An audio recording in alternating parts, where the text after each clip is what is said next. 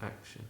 Greetings fellow Decepticons, Sandblaster 1987 here with my first ever Star Wars review. This is SH Figuarts Captain Phasma from Star Wars The Force Awakens and Star Wars The Last Jedi.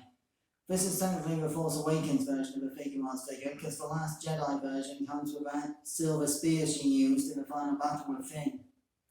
So as you can see, Captain Phasma here is in her metallic silver First Order Stormtrooper armor.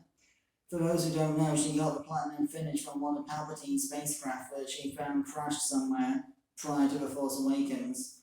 I don't know the full extent of her backstory, I'm still researching it, but suffice to say, she literally wears Palpatine's shuttle as an armor suit, more or less. So, for size comparison, here's Captain Phasma with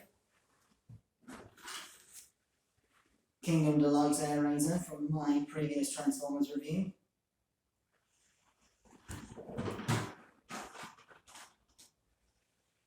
And Kamen Rider Ryuga in my last Kamen Rider Figuarts review.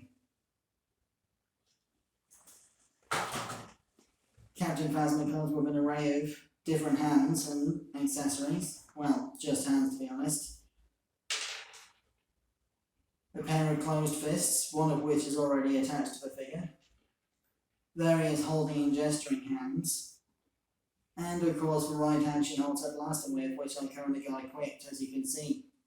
The blaster itself actually has a hinge joint to the bottom here, just below the barrel, for this grip or whatever.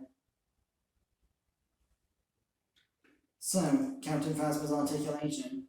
Being an SH Figuarts, she's absolutely loaded with articulation. Trouble is, some of the joints on my copy are a bit loose and hard to hold a pose with.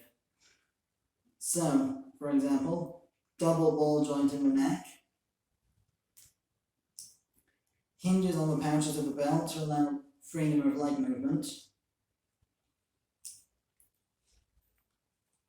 ball joints and butterfly joints in the universal shoulders, bicep swivel, double elbow, ball joint and hinge in the wrists,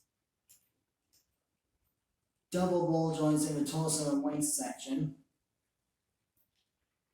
universal hips, thigh swivel, double jointed knee bend, ball and hinge swivels and tilts of the ankle, and a toe hinge. SH Figuarts seems to be some of the only figures that have a toe hinge these days.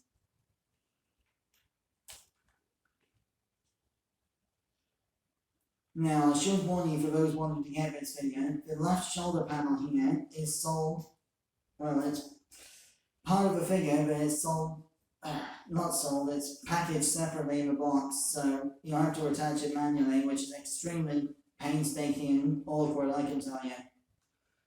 Not to mention the fact that some of the swappable hands don't always like to stay the way they're supposed to be, like the blaster holding hand doesn't seem to want to stay on the actual ball socket when it's actually attached, so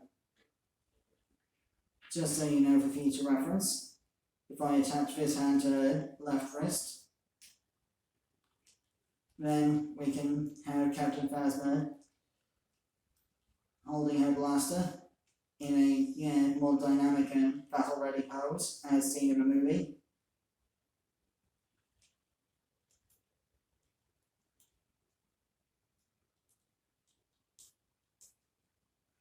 Of course, you'll have to deal with the cape getting in the way of things as well.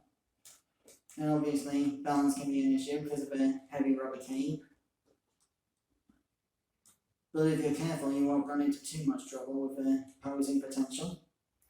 So, that concludes my Captain Phasma review. I have been Sandblaster 1987. Join me next time when I return to Transformers reviews with Galaxy Force Flame Convoy, aka the Takara version of Cybertron Ultra Class Scourge from the Jungle Planet. Till then, till all are one, and may the Force be with you, always.